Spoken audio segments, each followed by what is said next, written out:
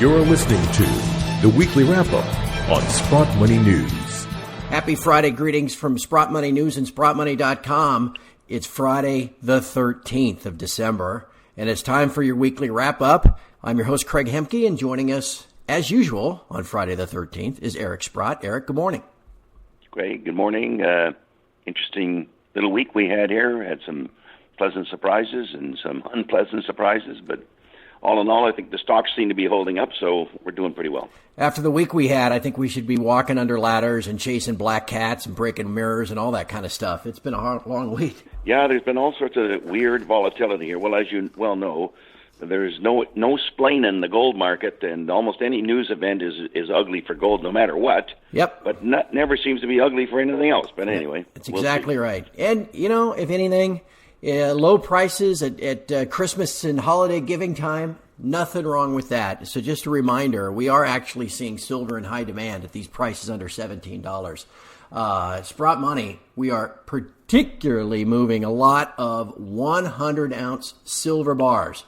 Those Royal Mint 100-ounce Britannia silver bars are on sale. You can get them at $161 Canadian over spot or just $1.19 US over spot. You can also check out all the other deals in our holiday catalog. Just go to SprottMoney.com or, of course, call us at 888-861-0775. Eric, if you haven't gotten me a Christmas present yet, you can buy me a 100-ounce bar. I'll take it. That would be it. Let me think about that one. Okay. I better go put that on my list here now. That'd be great. It'd make my stocking really heavy.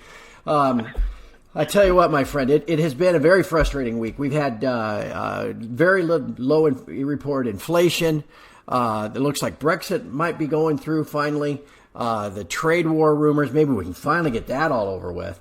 And then today, even in the U.S., retail sales for November, which includes Black Friday and everything else, really abysmal. What do you make of this week? Well, we've fallen into the trap of believing the Fed can do everything.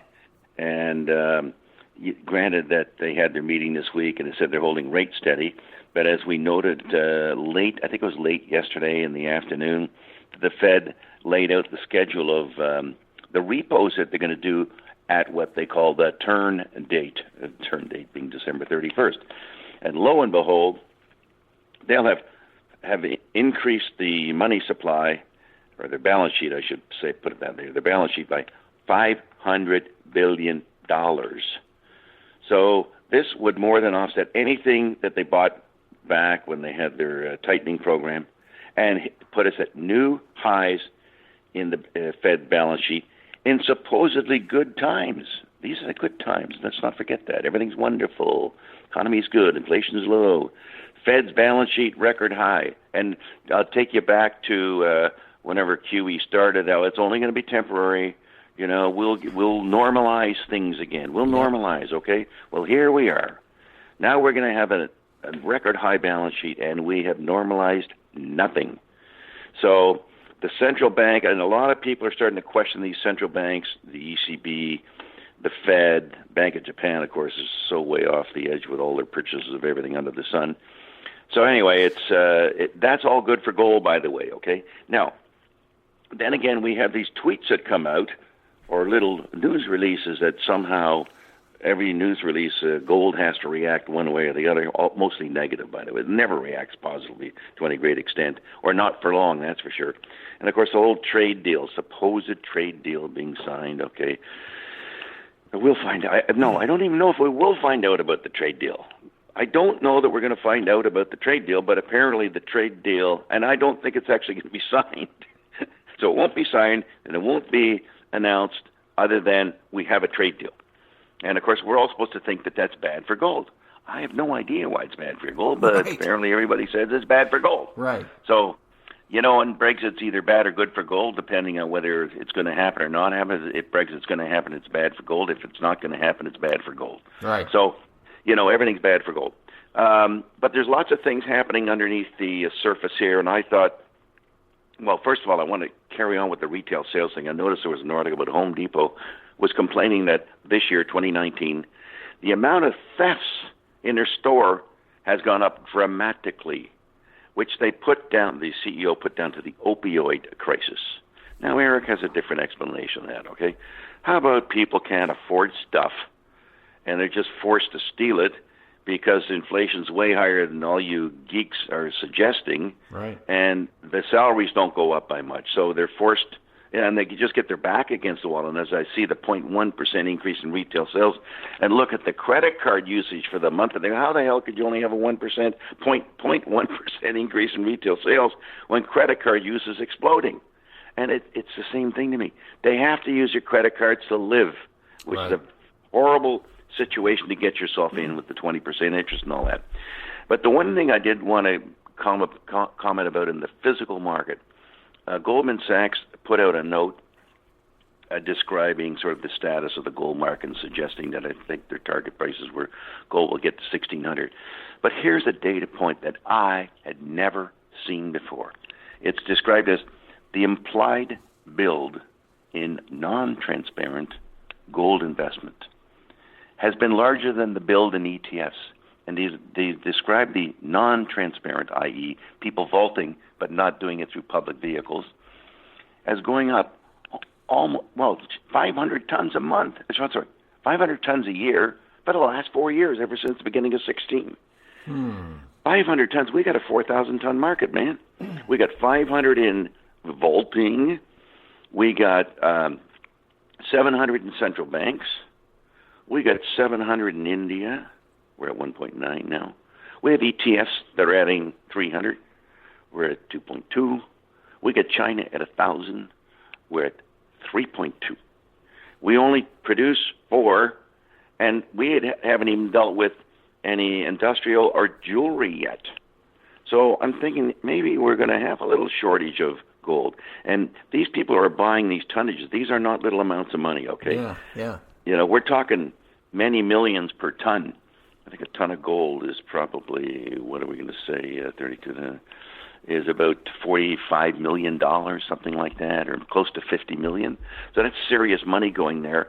And, of course, most people can see that this world of debt and money printing, we know where the end is, and it doesn't matter whether you bought it in 16, 17, 18, or 19, or even next year. You know where it's all going sooner or later. So if you have a long-term view, you know that you have to be owning precious metals here. Yeah. You know, and Eric, I saw a report this week that the U.S. Congressional Budget Office now estimates the average annual U.S. budget deficit for this next decade of 2020 to 2029, $1.2 trillion per year.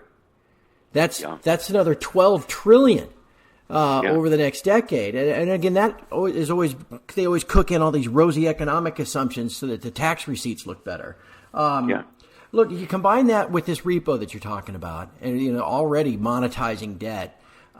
We had somebody write in a question this week that said, "Well, what's wrong with modern monetary theory? Why can't we just print all the money we want?" We can print all the money we want, but the more you print, the more useless it is, and the more valueless it is. And we should never forget, that all money ever printed in the history of mankind has become valueless.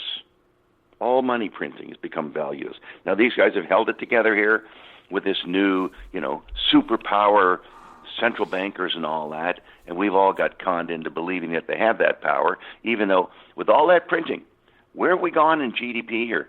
We're like up an average of 2% every year, and that's with inflation probably understated by at least 3% a year, i.e. it's been -1 every year.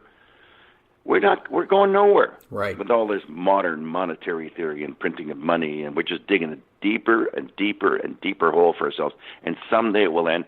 When I look at, I hope they do have a not trade deal, okay? Just like a not QE, because maybe we can all shut up about it. Yeah, exactly. It frustrates the hell out of me that every time there's a not trade deal signed, the market has to go up that day in anticipation. And well, fine, let's get the not trade deal and move on. Let's not hear about it for the next 12 months till the election's over. That'll be fine with me. Thank you very much. Eric, before we get to any of the shares, anything else on your mind this week you want to make sure we cover? No, I think we have pretty well everything there. No, I've covered off. I vented enough for one day. Okay, Fair enough. Let me talk about a few stocks here. I guess I should start with Wallbridge simply because it was announced on Monday that Kirkland Lake did buy 9.9% of Wallbridge, which I speculated a senior would be in there. I really wasn't sure whether it was Kirkland or Agnico Eagle, but because on the street here, on Bay Street here, nobody bought the issue, okay? So if no institutions bought the issue, well, who bought the issue? And of course, by definition, or by assumption, it had to be a strategic partner. So I'm glad to see Kirkland in there. Kirkland's also bidding for Detour. Detour's on what they call the Sunday Lake Deformation Zone. Wallbridge is on the Sunday Lake Deformation Zone, 80 kilometers away. As it turns out, Balmoral's in the middle with a great part of the Sunday Lake Deformation Zone. But I do believe that when you get a major that sticks that kind of money, I guess it was approximately $30 million, something like that, into a company, they're not in it for littles, okay? They're not in it to see the stock go from 60 to 90. They're in it to see the stock go from 60 to $6 or something, hopefully. And they will increase their interest as time and drilling results present themselves. And of course, we could have some stunning drilling results coming out of Wallbridge here. We already know the holes have abundant sulfides and abundant visible gold. Well, my God, it's pretty hard to imagine with that kind of description that the drill results will be poor. So I love it. I keep trying to figure out how can I sort of got diluted here in all these issues shortly. I know I'm going to be doing something about part of it, but it's the favorite thing that I'd like to be able to buy, which I haven't been able to buy for a long time. So I want to move on to Kirkland Lake because they announced two sets of drilling results, one from down in Australia. Actually, they had two Australian ones. One of the interesting ones was they did some infill drilling on the Swan Zone down at Fosterville. And here are the highlights, some of the highlights, okay? 924 grams over 3.6 meters, 918 over 7 meters, and 625 over 3.6. I mean, man, those are just outer worldly, okay? And it sort of tells me that the Swan Zone is going to be higher grade than what they have it in for at the present time, okay? That when they incorporate these infill drilling numbers, the grade at the Swan Zone will go higher. I always thought it would be a 60-gram ore deposit. I think they say it's 40 now. But, you know, they cut things, and I think the real results will be better than that. Speaking of cutting, I wasn't going to mention this, but a company called Cisco did a bulk sample where the pre the sample, the grade was expected to be something like 9.8, and it came out at something like 17 grams. It was 89% better than expected. So sometimes when you're measuring these things, you can be very, very, very wrong on your number. And knowing that there's a lot of conservatism built into numbers like that, you normally have upside opportunity that the market isn't aware of. Sticking with Kirkland, they also announced some drilling at Robbins Hill, which is a property north and east of Fosterville. And they suggested that they're moving into Fosterville started with low grade, then it got into moderate grade, then of course they hit the Swans and it went crazy. And they've gone from low grade at Robbins now into the moderate grade, and they firmly believe that they're going to have another Swan in Robbins Lake and or at Harrier. Also sticking with Kirkland, they announced some results in the amalgamated breakup in Macassa in Ontario.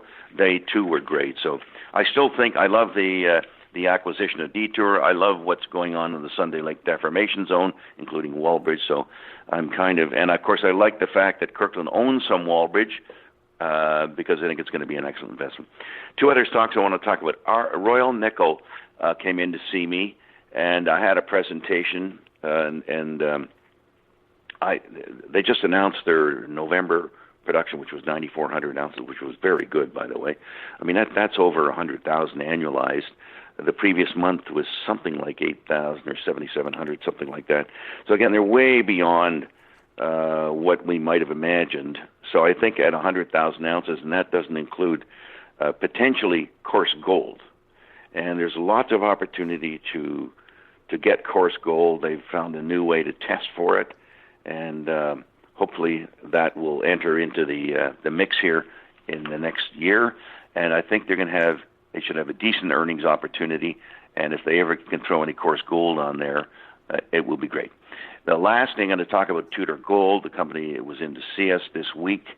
They're up in the Golden Triangle.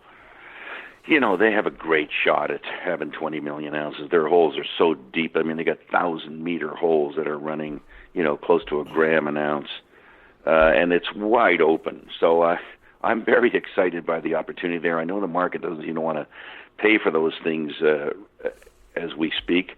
But I think, you know, if gold can get a little pop here, we broke out yesterday, right? We broke out yesterday for a nanosecond, and then it came right back down again. But I suspect we're going to break out again here, and of course it'll bring the interest back into these forward-looking stocks where, you know, you have to position yourself for something that's going to happen in a couple of years. So all good on the Western Front.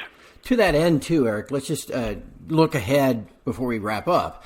I've been on my side. I've been talking a lot about, you know, price hangs in here. God forbid, moves higher in the first quarter. And we start getting into now fourth quarter earnings for all these producers. You know, all they had, you know, blowout, you know, 5 times numbers for the third quarter. They do it again here in the fourth quarter. Do you think that'd be about the point where the generalists really start to take notice of the sector, you know, and the prices and all that? Well, we know that somebody's taking notice of it because the silver stocks look like they're breaking out. Yeah. The gold stocks look like they're breaking out, notwithstanding the fact that gold's kind of been languishing around here. I mean, yes, it's had a little bit of an up move in the last couple of weeks, but it looks like people are coming into the gold story. I mean, the fact that Goldman writes this big, long report on gold and others have come out with very positive views on gold, the fact that, you know, as time progresses, we realize the fallacy of the belief in central bank creativity or power in the market. I mean, it's not working, and yet they're just printing like crazy, and the government's spending like crazy. And a lot of people know there's all sorts of fake stuff and fake news and fake this and fake that. And you know, what's the one thing that's for real? Is it like an ounce of gold in your hand? So I think we're winning them over, and obviously we're winning over the big guys if they're buying 500 tons a year here. You're right. So I know most of us can't buy a ton of gold, but we can buy some gold, and it will save us. It all adds up. It all adds up. All right. Now, look, before we go, I want to point out something, tell everybody about something that Eric and I are going to do next week. You know, every week we get a list of names. We try to get through as many as we can. Like, for example, this week we had people want to know about companies like Wesdome and Japan Gold and Dynacert, McDonald Mines. I mean, it was another lengthy list. We can't get to those today, but what we're going to do, because we get these lists every week, is next week, Eric and I will record for the Sprott Ask the Expert segment. If you're a regular listener, you know that's something we do every month. Where even like last month, we had Brent Cook come in from Exploration Insights. A month before that, we had Nomi Prinz.